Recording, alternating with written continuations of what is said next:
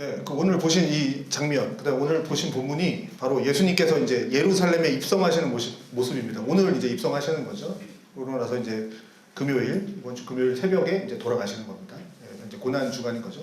오늘이 그래서 종려주일입니다. 종려나무를 흔들고 예수님, 왕이신 예수님을 맞이했다 해서 이제 오늘이 종려주일입니다. 복음서에 보면 그 예수님이 이 예루살렘에 입성하시는 게 이번이 처음이 아니고 3년 동안의 공생의 기간 가운데 이제 몇 번 왔다 갔다 하셨습니다. 이게 이제 복음서에 기록된 건 이제 오늘이 세 번째입니다. 그래서 오늘 이제 예수님께서 육신의 옷을 입고 이제 방문하시는 것이 이제 마지막 방문인 것이죠. 예루살렘을 방문하는 게. 그리고 이제 나귀를 타고 이제 성을 향해서 이제 들어가십니다. 자, 그때 사람들이 이제 어떻게 합니까? 들어가실 때 겉옷을 펴고 종려나무 가지를 흔들고 뭐라 그럽니까? 호산나 호산나 주의 이름으로 오시는 이여, 이렇게 얘기를 하죠. 그러니까 무슨 얘기냐면 당신은 왕입니다, 이런 뜻입니다.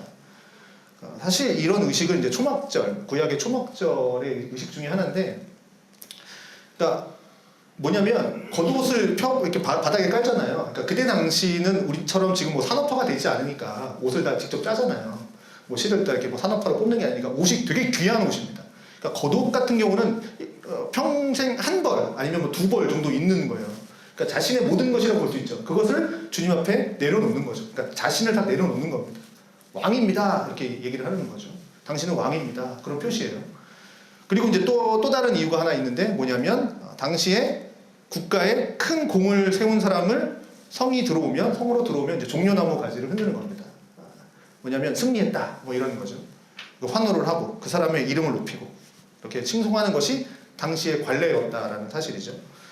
그러니까 이제 호산나 이런 거죠. 우리를 구원하소서, 뭐냐, 로마의 압제에서 우리를 구원하소서, 이건 거죠. 지금 로마의 지금 그 압제에서 지금 이스라엘 백성들이 살고 있잖아요. 그러니까 이제 왕이 오시는 거죠. 이제 왕, 호산나, 우리를 구원하십시오. 왕, 당신은 왕입니다. 무슨 얘기입니까? 로마라는 저 적군을 쓰러뜨리고 왕이, 우리의 나라의 왕이 되어 주십시오. 그러니까 우리나라랑 비교하면 좋아요. 일제 압제 가운데서 이제 선구자가 하나 나타난 거죠. 우리를 이끌 사람이 나타난 거죠. 그래서 그 사람이 서울로 이제 뭐 남대문이나 이런 데로 이제 들어오면 거기서 막 종려나무를 흔드는 거죠. 일제를 물리쳐 주십시오, 막 이렇게 하는 거죠. 그러나 아이러니하게도 그 종려나무를 흔들던 사람들이 금요일 날 어떻게 됩니까? 저 사람을 십자가에 못 박아라 라고 얘기하죠. 이제 그렇게 되는 겁니다. 그 과정이 이제 이 종려주일, 월, 화, 수, 목, 금, 토, 일 뭐 이렇게 가운데 있는 겁니다. 그래서 기도에 나오시면 이 과정들을 볼 수 있습니다. 자, 오늘 보니까 이제 참 재밌는 이야기가 나오죠. 예수님에게 이제 예수님께서 제자들에게 말합니다. 얘들아, 이 맞은편으로 마을에 가면 나귀 새끼가 있다. 그 나귀를 끌고 와라 라고 이야기를 합니다. 그래서 이제 제자들이 의아해서 묻는 거죠. 주인이 그 나귀 새끼 가져가는데 그거 뭐라 그러면 어떡합니까? 주가 쓰시겠다 하라, 이렇게 얘기하죠. 가끔 우리가 이제 그 유머로 많이 하죠. 이거 왜 해야 됩니까? 주가 하겠다 하라. 선생님 이거 왜 됩니까? 주가 하겠다 하라. 저도 교사 때 많이 했던 것 같은데. 야, 이거 해. 왜 해야 돼요? 주가 하겠다 하라. 했던 기억이 있는데. 자, 주가 쓰시겠다 하라. 이 말 한마디에 말주인은 그냥 내어줬다는 거죠. 그냥 내어줬습니다. 아무런 토달지 않고 그냥 내줍니다. 마치 아까 얘기했죠. 스가랴 선지자의 예언처럼 제자들이 끌고 온 이 어린 나귀를 타고 예루살렘 성에 입성하는 거죠. 이제 구약의 예언의 성취가 되는 거죠. 자, 사랑하는 성도 여러분, 호치민 땅에 한인만 치면 한 10만 정도 되죠. 10만 한인, 그죠? 그 정도 되죠. 조금 안 되는 것 같은데 어쨌든 뭐 정말 많은 크리스찬이 있겠죠. 그 많은 그 사람들 중에 뭐 정확한 통계가 없으니까 이렇게 챗GPT에도 한번 물어봤어요. 호치민 한인 그 통계를 좀 대라 했더니 정확한 통계가 없대요. 통계를 못 잡더라고요. 정확하게 뭐 나온 게 없으니까 모르겠지만 제 생각에는 어쨌든 한 10,000명 정도 될 것 같아요. 호치민 땅의 크리스찬만 해도, 한인 크리스찬만 해도. 자, 과연 이 땅 가운데 그 많은 사람들 가운데에서 정말 주가 쓰시겠다 하라 라는 그 말 한마디에 순종하는 사람은 몇 명이나 될까라는 거죠. 그것이 내 육체든지 내 영혼이든지 내 마음이든지 아니면 나의 기도든지 아니면 뭐 나의 뭐 그런 뭐 봉사라든지 달란트라든지 뭐 물질이든지 뭐든지, 그러니까 어쨌든 내가 갖고 있는 것들 중에서 주가 쓰시겠다 하라. 주님 쓰시고 싶으십니까? 예, 쓰십시오 라고 말할 수 있는 사람이 과연 몇 퍼센트나 될까? 그 많은 크리스찬들 중에서 많은 교회들이 정말 80년대, 90년대 성장 위주의 목회를 했죠. 성장 위주의 목회를 했고, 그리고 많은 교회들이 그렇게 좀 대기업이 됐죠. 교회가 되면서 큰 부유함을 갖추게 됩니다. 그래서 교회의 막 재산들이 어떤 교회들은 뭐 10억, 50억, 뭐 100억, 뭐 1000억까지, 뭐 몇 천억까지 가는 교회들이 생기면서 기하급수적으로 늘어나면서 교회가, 그리고 목회자가 소위 말하면 돈, 권력, 명예를 갖게 되는 거죠. 그런데 여러분, 복음을 통해서 우리가 복음의 역사들을 한번 봅시다. 한국교회나 뭐 세계의 그 교회 역사들을 보면 그렇게 되면 교회들이 권력과 돈과 명예를 갖게 되면 어떻게 됩니까? 100이면 100, 100% 반드시 타락하게 되어 있습니다. 그렇게 가는 것들을 본 적이 없죠. 세계 역사를 한번 보십시오. 왜 타락을 합니까? 교회가 권력을 갖게 되면서부터, 돈을 갖게 되면서부터 무조건 타락하게 되어 있습니다. 우리 교회 역사를 봐도 교회 기독교가 핍박당할 때는 교회가 부흥했죠. 기독교가. 그러나 이제 로마와 손을 잡고 기독교가 공인되면서부터 그때부터는 그 교회가 타락하기 시작했습니다. 뭐 대표적으로 뭐 그런 뭐 면제권 뭐 이런 것들 파는 거죠. 어느 시대든지 어느 세대를 거치든지 신자임에도 불구하고 하나님을 반역하고 자기 뜻대로 그렇게 욕심을 챙기고 음란하고 더럽고 추악하고 명예 쫓고 그렇게 돈을 쫓아가는 신자는 어느 세대든지 어느 시대든지 있었습니다. 이런 신자가 뭐 없다 이런 거는 말할 수가 없겠죠. 문제는 뭐냐면 그런 신자들이 있지만 반대로 얼마만큼 거룩함을 지키는, 내가 크리스찬으로서 신자로서 거룩함을 지키는 신자가 늘어나는가 라는 거죠. 자, 이거를 좀 축소해 볼까요? 우리 교회는 어떨까요? 우리 교회는 몇 명이나 복음을 지키기 위해서 몸부림을 치는가? 내 신앙이, 내가 지금 갖고 있는 이 신앙의 모습이 하나님 쓰임받기 위해서 하나님 내 믿음을 사용하여 주시옵소서 라고 애를 쓰는 성도는 몇 명이나 될까? 자, 하나님이 우리를 이 땅 가운데 부르셨고요. 이곳 가운데 부르셨고요. 하나님의 자녀로 우리를 세우셨습니다. 그리고 하나님이 원하시는 마음이 뭐냐? 우리를 이 땅 가운데 부르신 이유가 뭐냐? 우리를 이 땅 가운데 살게 하신 이유가 뭐냐? 쓰고 싶다라는 거죠. 내가 너를 사용하겠다 라는 거죠. 이걸 하나님이 원하신다라는 겁니다. 하나님이 하나님의 일을 하고 싶어서 하나님의 그 구원받은 사람들을 택하시고 세우셔서 나를 통해서, 우리 그 하나님의 백성들을 통해서 하나님의 일을 하고 싶어 하신다라는 거죠. 그래서 우리 성경 보면 우리는 주의 동역자라고 나오지 않습니까?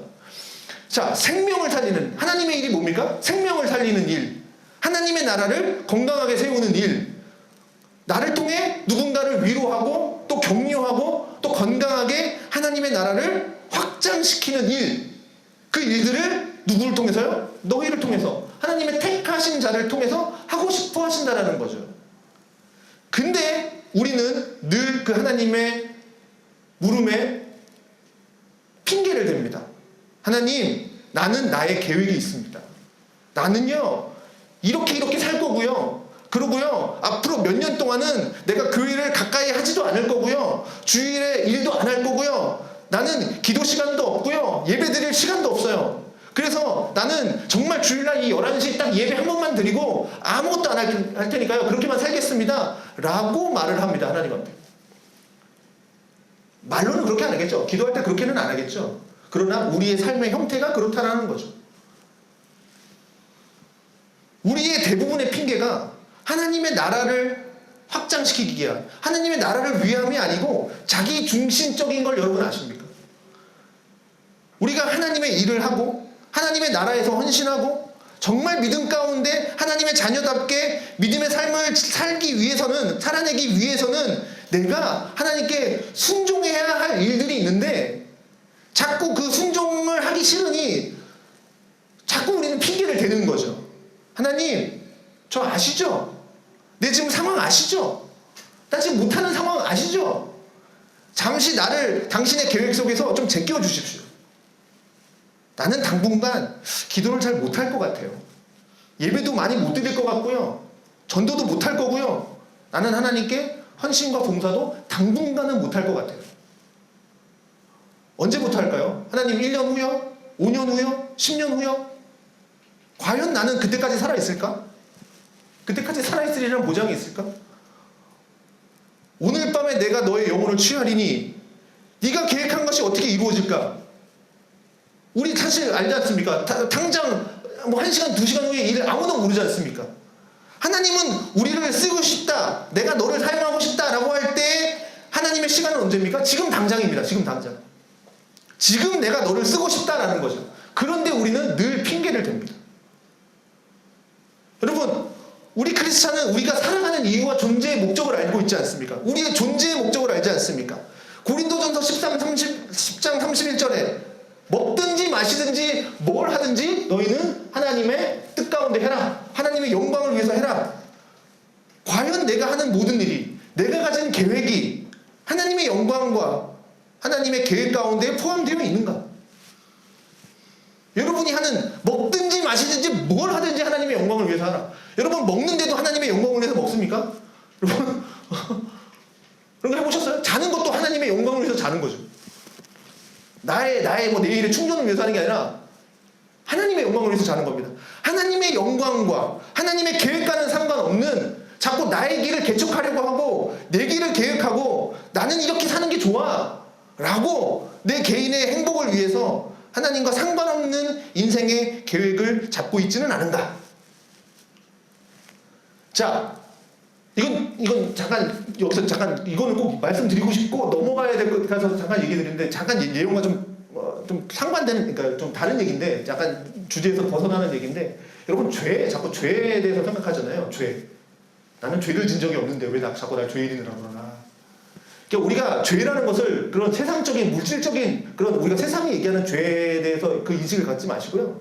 하나님 앞에서의 죄는 뭔가를 한번 생각해 보십시오. 하나님 앞에서의 죄가 뭐냐면 자꾸 내가 하나님 되려고 하는 거예요. 그러니까 뭐냐면 이 세상의 주인을 내가 되려고 하는 거예요. 그러니까 하나님 필요 없어. 내가 이 세상의 주인이야. 내 뜻대로 할 거야.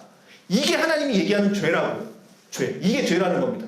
우리가 자꾸 원죄 그러는데 나는 죄 진 적 없는데 왜 아담 죄 때문에 왜 내가 죄인이야? 이게 아니라 우리 속에 그런 게 있잖아요. 자꾸 내 뜻대로 하려고 하는 거. 하나님 자꾸 제껴두려고 하는 거. 내 뜻대로 뭔가 하려고 하는 거. 내가 주인 되려고 하는 거.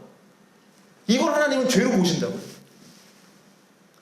세상에서 얘기하는 교만이 뭐예요? 하나님 없다. 세상에서 얘기하는 건 나 잘났다. 이게 교만이지만 성경에서 얘기하는 교만은 뭡니까? 하나님 없이 하는 거. 이게 교만 아닙니까? 이걸 죄라고 본다고. 교만이 장성한 즉 죄가 되고 죄가 장성한 사망이 된다라고 얘기하는 거예요. 그러니까 지금 우리가 뭡니까? 내 인생의 내 삶을 내가 내 주인으로 한다고요. 많은 그리스도인들이 주를 따른다고 얘기는 해요. 말은 합니다. 그런데 그럴 때는 어떤 경우냐면 내가 원하는 대로 인생이 풀려질 때 주님을 따른다라고 얘기하는 거죠. 그런 거는 사단도 찬양할 수 있다라고요. 내가 가는 길이 평탄할 때는 누구든 하나님을 찬양 못하겠습니까? 내 길이 평탄한데. 그런데 내 인생에 벽이 부딪히고 험한 길 만나게 되고 굴곡 만나게 되고 그리고 갈림길을 만나게 될 때 그때 우리는 어느 길을 선택할 것인가? 그때 우리는 고민을 하겠죠. 어느 길이 내가 가야 될 길인가 고민하겠죠. 고민 안 하는 게 말이 안 되죠. 근데 우리의 그걸 선택의 기준이 뭐냐? 그때 우리가 그 갈림길을 만났을 때 선택의 기준이 뭐냐? 그 기준에 하나님의 나라가 있는가라는 거예요. 하나님을 우선순위에 두고 내가 그 길을 가느냐? 하나님의 영광이 있느냐? 아니면 나의 뜻이 고려되고 있느냐? 하나님의 영광 다 집어치고 내가 생각해보니까 여기로 가는 게 맞는 것 같아. 이게 교만이라고. 하나님 없이 생각하는 거. 이걸 죄라고 얘기한다고. 우리 본성에 그런 마음이 있잖아요. 다들. 그래서 자꾸 나 자신을 낮추는 거 아닙니까? 나 자신을 깎고 내 이런 생각들을 누르고 하나님의 뜻이 내가 더 임하게 해달라고. 우리 신앙생활이 그렇다고. 내 행복과 내 미래와 내 노후와 혹은 지금의 기분이 우선인가? 그 삶을 선택할 때 우리는 그래서 하나님의 마음을 알 필요가 있다고요. 하나님의 마음을. 그게 뭐냐면 하나님이 쓰시겠다라는 거죠. 하나님이 쓰겠다. 내가 네 나귀를 쓰고 싶다라는 겁니다. 지금 당장. 재밌는 얘기인 말이죠. 나귀 주인이 우리가 앞부분을 좀 읽지 않았지만 네가 누군데 묻지도 따지지도 않는다라는 거죠. 그냥 아까 얘기했죠. 주가 쓰시겠다 하라. 그 말로 프리스패스처럼 그냥 통과되는 겁니다. 그러나 현재 이 시대를 사는 우리는 말이죠. 주께서 쓰시겠다라고 하면 거기에 대한 정확한 설명을 해야 설득시켜야 되는 과정이 필요하다는 거죠. 하나님이 얼마나 진이 빠지겠습니까? 얘 한번 쓰려고 그러면 얘를 설득시키기 위해서 내가 보여줄게 마치 모세를 부르실 때처럼 내가 보여줄게 손을 집어넣더니 막 무능병이 되고 다시 넣었더니 괜찮고 막 이런 거 막 보여줘야 되는 거죠. 내가 너를 쓰고 싶다. 주님 왜요? 왜 날 쓰려고 그러는데요? 제가 더 잘할 것 같은데. 내가 지금 상황 아시지 않습니까? 왜 지금 이 상황에 날 쓰려고 합니까? 그것은 왜냐하면 막 계속 알려주는 거죠. 이렇게 서론, 본론, 결론으로 우리를 설득시키기 위해서 얼마나 많은 말들을 우리에게 해야 우리가 설득이 될까? 여러분, 신앙생활, 우리가 설득돼서 하나님을 순종하는 자가 아닙니다. 하나님이 나를 설득해, 이게 아니라 하나님을 신뢰하기 때문에 하나님을 따라가는 믿음의 사람이라는 거죠. 나는 지금 모르지만 내가 이 사람을 신뢰하기 때문에 뭐 우리가 그런 거 많이 하잖아요. 이렇게 낭떠러지인데 밑에 보지 말고 아빠 손만 잡고 와 그렇게 하잖아요. 하나님 그 아빠를 신뢰하니까 자녀가 올 수 있잖아요. 그 아빠 무서워. 아빠 못 믿는 사람들은 안 가잖아요. 무서운데 그렇죠? 밑에 보지 말고 아빠만 보고 와 이렇게 얘기하잖아요. 그런 예화 많이 들어보시지 않았습니까? 하나님을 믿기 때문에 가는 겁니다. 하나님을 믿기 때문에 내 상황도 있고 내 처지도 있고 그 다음에 내가 좋아하는 호불호도 있고 내 감정도 있고 다 있지만 주께서 뭐라고 얘기하는 겁니까? 이 길을 가라 하시면 그 길을 선택하는 거라는 거죠. 그 배경이 뭐냐? 그 선택의 기준이 뭐냐? 주님을 신뢰하니까 가는 겁니다. 그 일을 하라 하신 그 길을 가라 하신 그 주님의 섭리를 믿는 거예요. 섭리와 깊은 마음을 아니까요. 가는 겁니다. 우리가 좀 이 마음을 알 필요가 있다는 거죠. 그 주님의 마음을 알 필요가 있다는 겁니다. 그것은 본질적으로 뭡니까? 나를 쓰시겠다 라는 마음입니다. 같이 하자. 나와 함께 하자. 자, 오늘 본문에 예수님과 제자들이 이제 성으로 들어가시는데 사람들이 호산나 주 이름으로 오시는 이여 막 얘기합니다. 막 환호하죠. 그 중에 이제 바리새인이 이제 끼어있죠. 아까 바리새인 나왔습니다. 바리새인이 이런 말 하죠. 예수님, 당신의 제자를 좀 책망해 주십시오. 왜냐하면 택도 아닌 얘기를 하니까 넌 이러다 죽는다 얘기를 하는 거죠. 그때 주님께서 뭐라고 얘기하십니까? 대답하여 이르시되 내가 너희에게 말하노니 만일 이 사람이 침묵하면 돌들이 소리 지르리라. 이게 무슨 말이냐면 이 모든 것이 성경을 이루는데 다 계획되어 있다는 얘기입니다. 예수님께서 나귀를 타고 들어가시는 것도 그냥 그때 나귀가 있어서 타고 들어간 게 아니라 이게 다 하나님의 계획하심이에요. 섭리. 우리는 이렇게 얘기하죠. 하나님의 예배, 여호와 이래 섭리 가운데 일어나는 일들입니다. 이 일을 이루시기 위해서 하는 행위입니다. 구약을 이루시기 위해서. 그리고 호산나 우리를 구원하소서 라고 예수를 환영하는 것도 성경에 기록된 다 예언입니다. 그리고 주인이 나귀를 내어주는 거 뭐 이 모든 것들이 지금 이 예수님이 하는 모든 일들이 그냥 즉흥적으로 그 당시에 그냥 갑작스럽게 하는 게 아니라 다 하나하나씩 성경의 일들을 이루시는 일들이라고요. 하나님이 이미 창세전에 작정한 일들을 다 이루시는 일들이라고요. 그때그때 맞춰서 막 이렇게 센스 있게 막 이렇게 탁탁 융통성 있게 바꾸는 게 아니라 예언 가운데 하나님의 뜻이 이루어진 가정 가운데 포함된 스토리들이라는 거죠. 근데 이 일을 이루는데 이 계획 가운데 이루는데 하지 않는다? 하지 말게 해주십시오. 그래서 하지 않는다? 그러면 어떻게 한다는 겁니까? 돌들이 소리 지를 거다. 너희들이 안 해? 제자들이 안 했어? 그러면 돌들이라도 일으켜서 소리를 지르게 할 거다. 하나님은 다른 것들로 채워서라도 그 하나님의 일을 이루실 것이다 라는 거예요.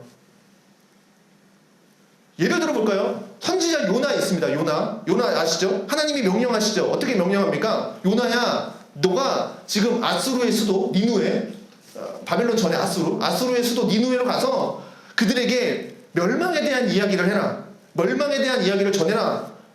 요나의 마음속에는 어떤 마음이 들었냐면 기쁨과 슬픔 두 가지 마음이 생깁니다. 기쁨은 뭐냐면 이스라엘의 최대 적국, 그 당시에 최대 적국이 이 아수르 아닙니까? 그 수도 니누에에 가서 내가 미워하는 그 아수르 니누에한테 가서 뭐라고 얘기하냐? 너네들 멸망한다! 이 얘기를 하는 거예요. 얼마나 시원하겠습니까? 내가 제일 싫어하는 그 나라에 가서 그 수도에 가서 너네 나라 멸망할 거야! 막 이렇게 얘기하는 겁니다. 하나님이 너 죽일 거야! 할렐루야 하면서 가겠죠. 그러나 슬픔은 뭐냐면 가라! 그랬잖아요. 그러니까 가기가 싫은 거예요. 왜 가기 싫으냐? 괜히 내가 가서 말씀 전했다가 얘네들이 회개하면 어떡해? 그렇죠? 하나님이 너 멸망할 거야. 다음에 뭘까? 그러나 회개하고 돌아오면 하나님이 구원하시리라. 이거지 않습니까? 하나님이 명하신 명령은. 회개하고 돌아오면 하나님은 그들을 고치시고 살리실 것이라는 것을 요나는 알아요. 내가 말씀을 전해서 하나님의 말씀을 전했는데 얘네들이 하나님의 말씀으로 돌아오면 하나님은 그들을 구원해 주실 걸 알아요. 그러니까 가기가 싫은 거예요. 내가 싫어하는 적군한테 얘기하기 싫은 거예요. 얘는 구원 안 받았으면 좋겠어. 뭐 이러는 거죠.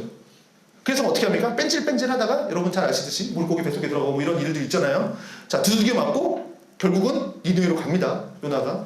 그래서 니느웨 성을 돌아다니는 것도 어떻게 돌아다녀요? 원래 3일길 가는 거 빨리 막 뛰어가죠. 그냥 하루 만에 다 돌아버리죠. 이렇게 하죠. 하기 싫으니까 그렇게 하는 거예요. 멸망할 거야 이렇게 하는 거죠. 그래서 하나님의 말씀을 전해요. 빨리 그냥 확 돌아버려요. 너희가 회개하지 않으면 멸망할 거야. 자, 요나의 바람과는 달리 니느웨 성 백성들이 다 그 하나님의 말씀을 듣고 회개합니다. 하나님 앞에 돌아오죠. 자, 그 모습을 이제 요나가 보는 거죠. 열받죠.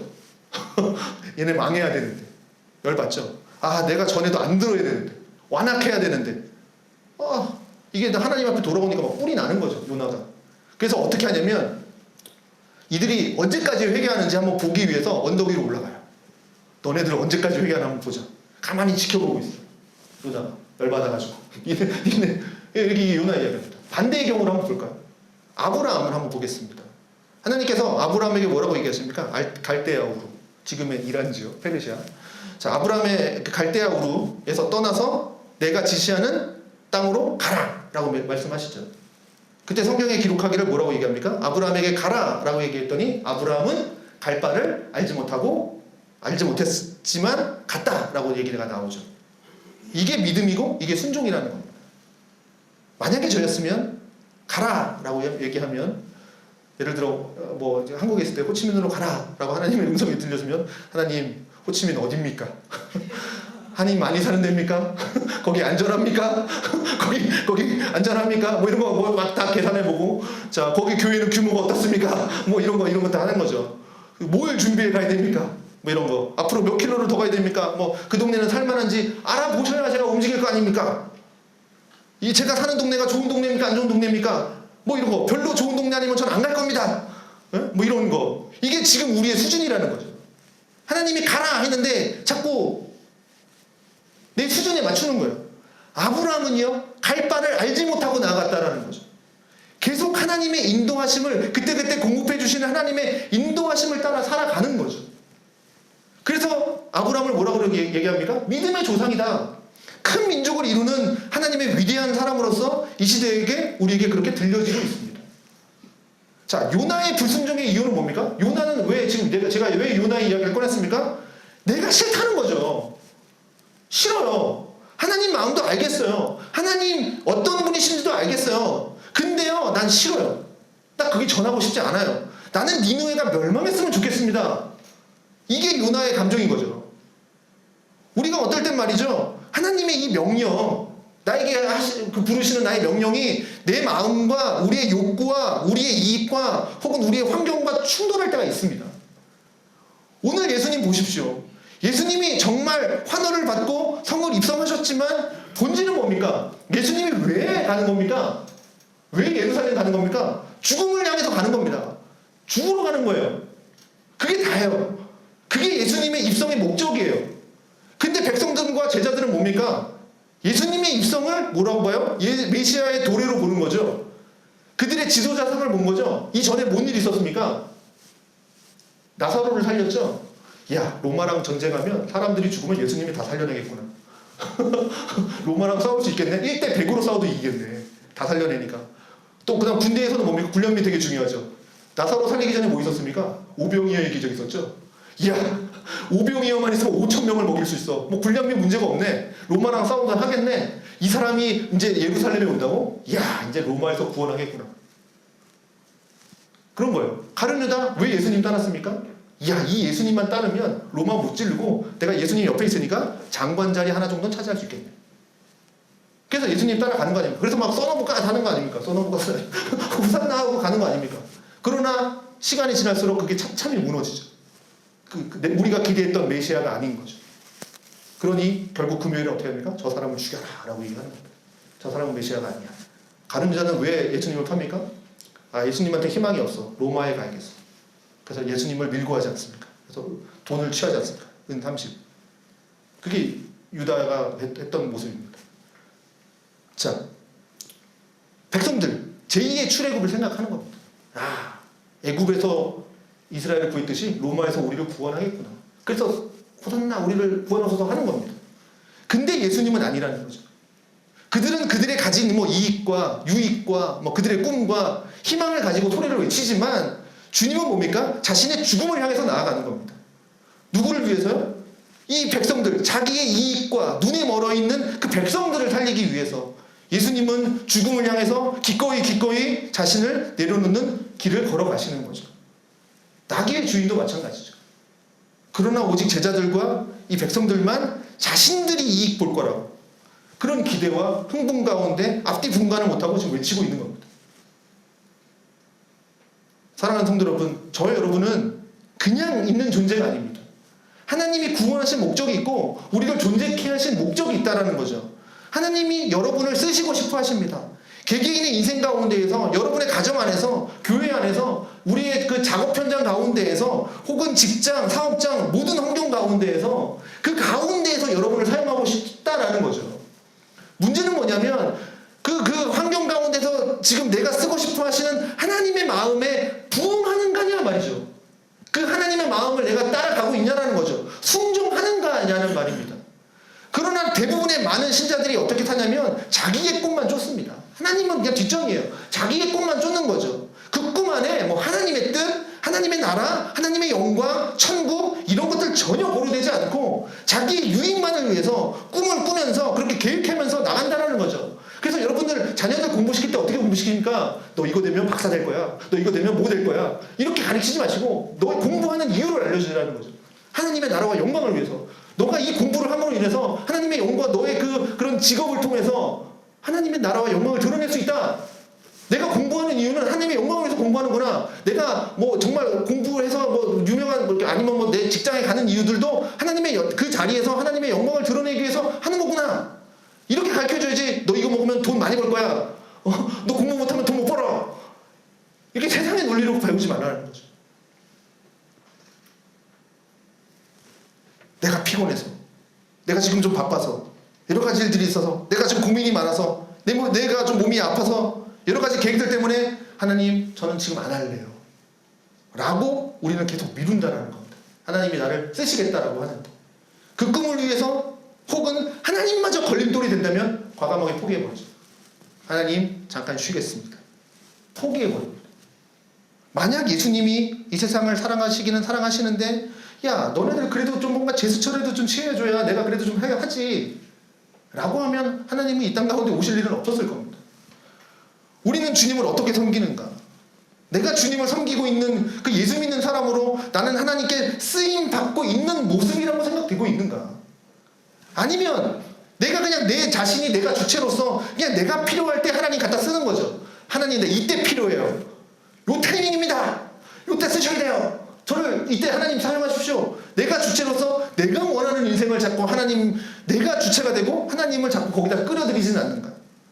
아니면 나는 하나님께 순종함으로 이 땅에 살아가는 그 하나님의 백성답게 하나님께 쓰임받는 목적대로 내가 인생을 살아가고 있는가? 그래서 여러분 아까도 얘기했지만 여러분의 가정에서 좋은 부모가 되시기 바랍니다. 좋은 아버지가 되시고 좋은 어머니가 되십시오. 자식은 또 자식다워야 되고 그래야 건강한 가정이 됩니다. 그냥 내 감정대로 내 기분대로 내 호불호에 따라서 내 마음대로 하면 말이죠. 어찌 아름답고 아름다운 가정이 될 수 있겠습니까? 교회도 마찬가지입니다. 목사가 목사다워야 되고 장로가 장로다워야 되고 권사가 권사다워야 되고 신자는 신자다워야 되죠. 이 말의 의미는 각자의 자리에서 자기들이 해야 할 몫이 있다는 겁니다. 예수님의 몫은 뭡니까? 십자가를 지시는 게 목적입니다. 그게 예수님의 몫이죠. 나귀 주인의 몫은 뭡니까? 어린 나귀를 요구할 때 드리는 거죠. 이게 목적입니다. 이게 주인의 몫이죠. 그럼 나귀의 몫은 뭡니까? 아무 생각 없이 끌려가지만 예수님을 태우고 성 안으로 들어가는 거에 나귀의 목적이죠. 여러분 우리의 삶의 현장에서 내가 가지고 있는 몫이라는 게 있다는 겁니다. 그 몫을 못하기 때문에 자꾸 불협화음이 생기고 아픔과 힘듦이 생긴다는 거죠. 2026년 각자의 몫을 좀 감당하는 교회가 됐으면 좋겠습니다. 그래서 하나님의 나라가 하나님의 나라답게, 가정이 가정답게, 교회가 교회답게, 기독교가 좀 기독교답게 그 몫을 기독교가 해야 할 일이 있지 않습니까? 그래야 이 나라와 이 민족과 세계를 감당할 수 있는, 정말 세상이 어찌할 수 없는 그 영성을 가지고 세상을 살아갈 수 있지 않겠습니까? 언젠가 우리는 이렇게 하나님 앞에 섰을 때 하나님이 판단하시게 될 겁니다. 착하고 충성된 종아, 아니면 뭡니까? 악하고 게으른 종아. 둘 중에 하나겠죠. 기준이 뭡니까? 바로 하나님이 원하시는 바, 하나님이 우리를 부르신 목적, 그것에 따라서 성실하게 하나님의 마음을 알아서 충동되게 내가 살았느냐, 아니면 하나님의 그 메시지 다 집어쳐버리고 그냥 내 생각, 내 판단에 따라서 세상을 살았느냐 하겠죠. 하나님이 오셔서 판단하겠죠. 마태복음 25장에 보면 굉장히 유명한 비유가 나오죠. 달란트 비유입니다. 1달란트, 2달란트, 5달란트를 가진 자, 그죠? 그리고 5달란트를 맡기고 주인이 떠나죠. 1달란트 받은 종은 어떡합니까? 그 1달란트를 그냥 땅에 묻어버리죠. 나중에 주인 돌아오면 그 1달란트를 땅에서 꺼내서 다시 돌려줍니다. 왜 주인이 화냈습니까? 이 종은 주인을 오해한 거예요. 아니, 착각한 거죠. 자신의 판단이 옳다고 생각한 거예요. 이 주인은 악한 사람입니다. 그래서 자신이 판단한 거예요. 돈이 없는 곳에서 돈을 만들어내는 악한 주인입니다. 뭐 물건이 없는 데서 물건을 만들어내는 악한 주인입니다. 자기가 이 종이 생각을 한 거예요. 다른 사람들은 2달란트, 5달란트 열심히 수고해서 이문을 남깁니다. 이문을 남겼다는 얘기는 하나님이 우리에게 달란트를 줬으니 이문을 남겨라, 이런 얘기가 아닙니다. 물론 이게 물질적인 의미를 남겼다는 얘기도 있지만, 주님이 일을 해라, 장사를 해라 했으니 그 주인의 말에 착하고 충성됨의 결과인 거죠. 그게 중요한 거죠. 착하고 충성됨의 증거라는 겁니다. 주께서 말씀하십니다. 그 1달란트 받은 자에게 뭐라고 얘기합니까? 무릇 있는 자는 받아 풍족하게 되고 없는 자는 그 있는 것까지 뺏기리라. 이 무익한 종을 바깥 어두운 데에 가서 내쫓아라. 거기서 슬피 울며 이를 갈리라. 자, 이 1달란트 받은 자가 뭘 잘못했습니까? 자기 주인은 이런 사람일 거야, 완악한 자야 라고 해서 묻어두고 자기 편리한 대로 했다는 거죠. 주인의 명령을 어긴 겁니다. 신자도 마찬가지라는 거죠. 우리의 편리에 따라서 그냥 내 편리를 따라가고 내 호불호를 따라가고 내 각자의 판단을 따라가면 문제가 생긴다는 거죠. 내 판단, 내가 행동을 하고 내 호불호의 기준은 뭡니까? 하나님의 나라와 의여야 된다는 거죠. 내가 하나 생각하는 것들, 판단하는 게 기준이 뭐냐? 하나님의 의라는 거죠. 하나님의 뜻이 그 가운데 있어야 된다는 겁니다. 그래야 내가 그나마 괜찮은 결정을 하는 거고 괜찮은 방향의 설정을 할 수 있다는 얘기입니다. 여러분 기억하십시오. 하나님은 저와 여러분들을 사용하고 싶어 하십니다. 그러나 항상 언제나 우리의 대답은 뭡니까? 하나님 다음에요. 하나님 다음에요. 지금이 힘들어요. 한 달 후에요. 1년 후에요. 그때 또 가서 한 달 후에 가서 물어보면 하나님 다음에요. 언제나 지금은 하나님의 뜻과 우리가 맞지가 않습니다. 하나님의 지금과 우리의 지금이 안 맞는다고요. 항상이요. 오늘 지금 내게 말씀하시는 그 말씀과 나는 전혀 맞지 않습니다. 그리고 생각하기를 하나님 내일은 그 말씀이 내 말씀이 될 겁니다 라고 착각하는 거죠. 아니요. 내일은 또 다른 오늘입니다. 순종은 주님께서 지금 말씀하시는 것에 지금 하나님께 순종의 대답을 올리는 것입니다. 여러분 기억하십시오. 하나님은 여러분을 사용하고 싶어 하십니다. 여러분의 가정을 어떻게 꾸려갈지, 여러분을 통해서 여러분의 가정을 건강하게, 거룩하게, 아름답게 여러분을 통해서 여러분의 주위의 사람들을 하나님의 뜻 가운데 이루기를 원하십니다. 그것에 여러분을 사용하시길 원합니다. 그러기에 여러분을 먼저 이 땅 가운데 불러주셨습니다. 예수님께서 12제자를 먼저 부르셨듯이 우리를 먼저 부르신 것이죠. 너희를 통해서 내가 사용하고 싶다. 내가 안 한다 라고 하면 누군가는 하게 되고 하나님은 그 일을 하실 겁니다. 그러나 할 수 있으면 하나님의 명령 앞에 순종해서 내가 좀 쓰임받고 하나님의 뜻을 이루고 그렇게 거룩한 나라로 세워가는 그런 가정과 교회와 여러분의 삶이 되기를 주님의 이름으로 축원드립니다.